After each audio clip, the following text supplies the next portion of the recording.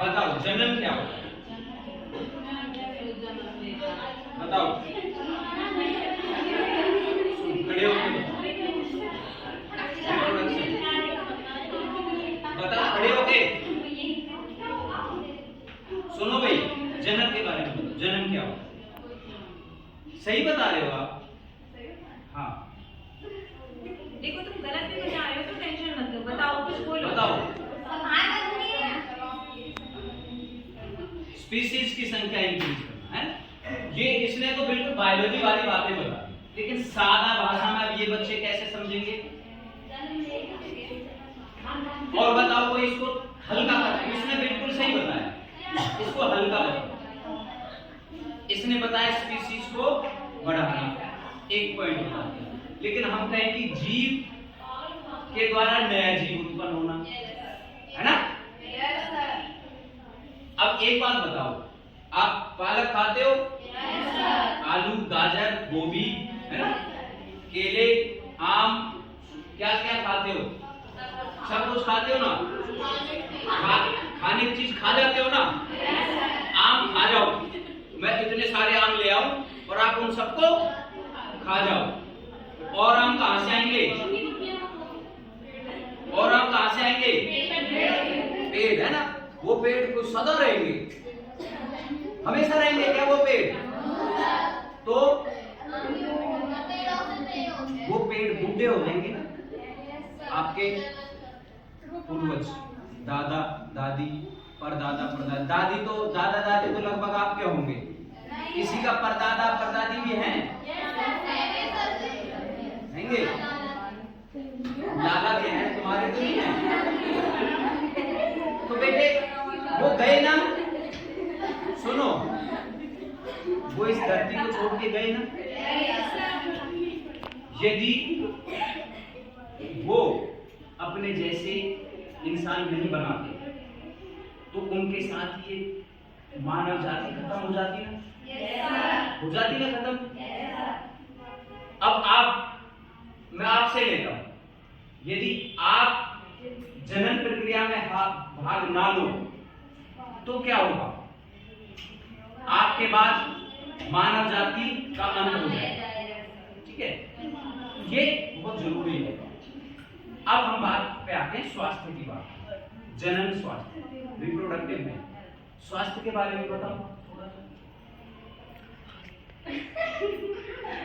चलो, स्वस्थ रहना ये स्वास्थ्य है, लेकिन इसकी भी कुछ पार्ट्स होते हैं। Yes sir. हाँ, ये बताओ। Yes sir. बताओ 3 कौन कौन से? फिजिकल, मेंटली मेंटल और सोशल। Very good, clap. और अब जो आपका स्वास्थ्य है, जो आपकी हेल्थ है, प्रॉपर हेल्थ वही है जो फिजिकली, मेंटली और सोशली हेल्दी हेल्दी पर्सन को बनाए, गुड हेल्थ। अब रिप्रोडक्टिव हेल्थ क्या होगी? क्या उसको भी हम फिजिकल, मेंटल, सोशल से जोड़ेंगे? क्या जोड़ सकते हैं? जोड़ सकते हैं, बताओ कैसे? ये बता तो दिया कि हाँ जोड़ सकते हैं, लेकिन कैसे वो मैं बताऊंगा। वेरी गुड, उसको हम जोड़ सकते हैं, बिल्कुल जोड़ सकते हैं। फिजिकल रिप्रोडक्टिव हेल्थ का अर्थ क्या है? फिजिकल से कैसे जोड़ा रिप्रोडक्शन? क्या कोई बच्चा जन्म लेने के 1, 2, 4 साल बाद ही अपनी संख्या बढ़ा सकता है, रिप्रोडक्शन कर सकता है? नहीं ना। तो उसके लिए क्या जरूरी है? एक मैच्योरिटी, है ना, एक परिपक्वता को ग्रहण करना जरूरी होगा। तो इसमें आता है हमारा फिजिकल हेल्थ। फिजिकल हेल्थ, जब तक कोई भी इंसान, आदमी या औरत, लड़का या लड़की परिपक्व नहीं हो जाता है, तब तक उसको रिप्रोडक्शन, जनन प्रोसेस में भाग नहीं लेना चाहिए। ये हमारा रिप्रोडक्टिव हेल्थ में आता है। इसके ड्रॉबैक्स क्या होंगे? यदि समय से पहले लड़कियों की, लड़कों की शादी कर दी जाए तो ऑब्वियसली उनके ऊपर समाज का प्रभाव रहेगा, दबाव रहेगा बच्चों के प्रति, होता है ना। परिवार के लोग कहेंगे, 4 लोग तो कहेंगे हाँ बच्चे चाहिए, बच्चे करो, 4 लोग कहेंगे नहीं नहीं चाहिए, है ना, होता है ना ऐसा। तो वो हमारा किस में आ जाएगा फिर, मेंटल, इमोशनल में।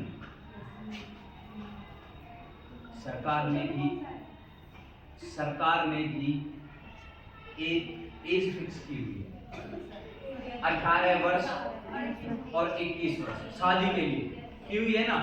उसका क्या कारण है, यही है कि जो बच्चे हैं, जो दंपति बनने वाली हैं, वो शारीरिक रूप से सुदृढ़ हो जाएं, शारीरिक रूप से वो परिपक्व हो जाएं, ताकि वो हेल्दी बच्चे को जन्म दे।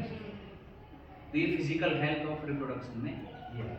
अभी मेंटली में बताया था कि आप तो तैयार नहीं हो, आई मीन दंपति तैयार नहीं है, वो मानसिक रूप से अभी प्लानिंग में नहीं है, लेकिन उनके ऊपर प्रेशर है, दबाव है। तो दबाव वो मेंटल में आ जाएगा, इमोशनल आ जाएगा, इमोशनली। तो मेंटल हेल्थ, इमोशनल हेल्थ। दूसरा, यदि कोई मानसिक रूप से कमजोर है, दंपति में कोई भी आदमी या औरत, तो क्या उसको भी रिप्रोडक्शन करके बच्चे वो कर सकता है, उनका पालन पोषण अच्छे से कर सकता है क्या? बहुत डिफिकल्टी है। क्यों? क्योंकि वो खुद ही सक्षम नहीं है, खुद का ही पालन पोषण नहीं हो सकता। तो फिजिकल और मेंटल हेल्थ रिप्रोडक्टिव हेल्थ के लिए बहुत जरूरी। तीसरा क्या है? सोशल। अब सोशल सोसाइटी को कैसे जोड़ेंगे, कैसे सोसाइटी जोड़ेंगे? लड़की या लड़का, बहुत अच्छा पॉइंट है। और जनसंख्या, अब बस है ना, कहते हैं ना, सुनता है ना कि अब बस और नहीं। क्यों? क्योंकि पॉपुलेशन की जो दर है वो बहुत ज्यादा बढ़ी हुई है। हम अब सबसे ज्यादा पॉपुलेटेड कंट्री में रहते हैं। हमारा देश नंबर 1 है जनसंख्या, सेकंड नहीं है, नंबर 1 है। कहाँ हो बेटे आप? चाइना को हमने पछाड़ दिया है, बहुत पहले। चाइना को लास्ट ईयर से शायद लास्ट ईयर पछाड़ चुके हैं। हम अब वर्ल्ड में नंबर 1 पॉपुलेशन पे। तो इसके लिए बेटे अब ये सोशल इम्पैक्ट आ जाता है, समाज पर इसका क्या प्रभाव है। सोसाइटी में अब रहने की जगह तो है सोसाइटी में 100 लोगों के लिए, और वहां आ जाए 200, तो क्या होगा? भीड़ हो जाएगी। हमें हर चीज के लिए संघर्ष करना पड़ेगा, खेलने के मैदान के लिए, पीने के पानी के लिए, घूमने के लिए, पार्क के लिए। कहाँ तो पार्क में 40 लोग घूम रहे हैं, वहीं 400 आ जाए तो पार्क की तो घास भी ना पाएगी, है ना। तो जितना हमारे पास संसाधन है उसके हिसाब से ही पॉपुलेशन होनी चाहिए। तो ये सोसाइटी के अंतर्गत आ जाता है।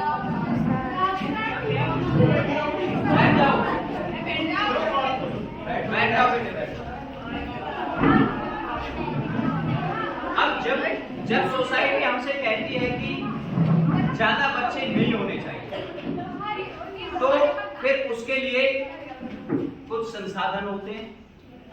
फैमिली प्लानिंग के सरकार ने बहुत प्रोग्राम चलाए हैं फैमिली प्लानिंग के लिए। तो 1-2 आप बताओगे फैमिली प्लानिंग के प्रोग्राम जिनसे बर्थ रेट को कम किया जा सकता है। दंपति यूज करते हैं उन्हें, ताकि जब उन्हें बच्चों की जरूरत नहीं है तो उसका इस्तेमाल करते हैं। कौन कौन से ऐसे मेथड हैं? सर्जिकल मेथड, बिल्कुल 10th में पढ़ा। और बताओ। अच्छा, सर्जिकल मेथड बताया, इस पे हम थोड़ा सा और डिटेल में चर्चा करेंगे, उसके साथ साथ और भी बताओ।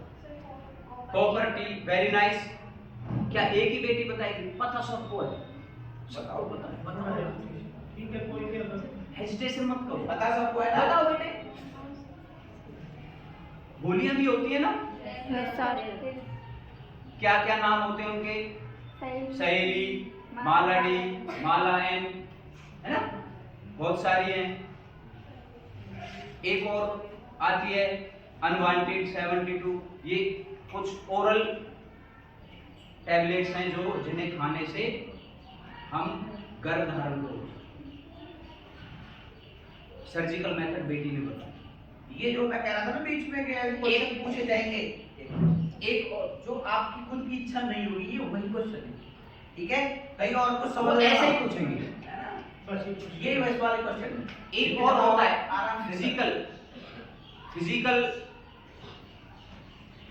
जो मेथड होता है जिससे हम गर्भ धारण को रोक सकते हैं, वो मेल फीमेल दोनों के लिए होता है, कॉन्डोम, ठीक है? हाँ, तो ये सब चीजें यदि वो पूछें तो ये बेटे बताना है आपको, ऐसा नहीं कि आप शर्मा जाओ। ये वो इनसे पूछेंगे नहीं, वो हमारे ना ऑब्जेक्टिव टाइप्स में कुछ प्रश्न है आएंगे। वो क्या उनमें टेंशन नहीं करेंगे इस टॉपिक में बिल्कुल भी। मैंने उनको थोड़ा मिक्स बता दिया अच्छे से। वो कहते कि सर हम बच्चों से बहुत ज़्यादा पूछेंगे नहीं, हम बच्चों के प्रश्न है तो उनको उसके ऊपर डाउट है तो वो बेशक वो प्रश्न का जवाब ना, ये था। अच्छा, सर्जिकल दो तरह का होता है, ट्यूबेक्टोमी, वास्कुलर, हिंदी में नसबंदी और नलबंदी। नसबंदी पुरुष के अंदर होती है, नलबंदी औरतों के अंदर। उसमें बेटे जो स्पर्म और ओव्यूम बनते हैं ना, एक तरह से अंडाणु, उनको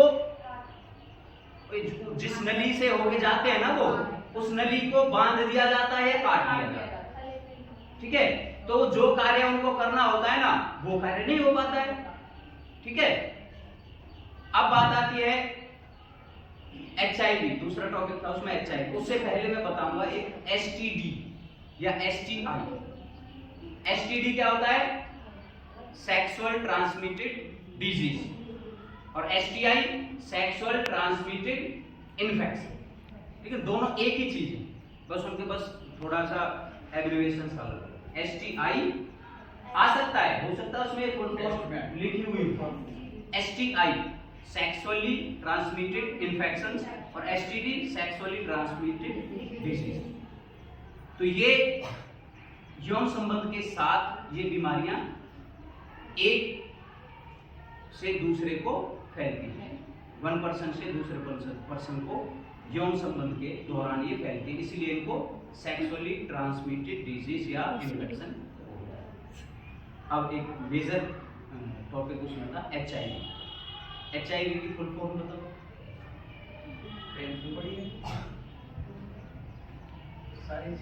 HIV के कारण कौन सा रोग होता है? एड्स होता है। दोनों की ही मुझे फुल फॉर्म चाहिए।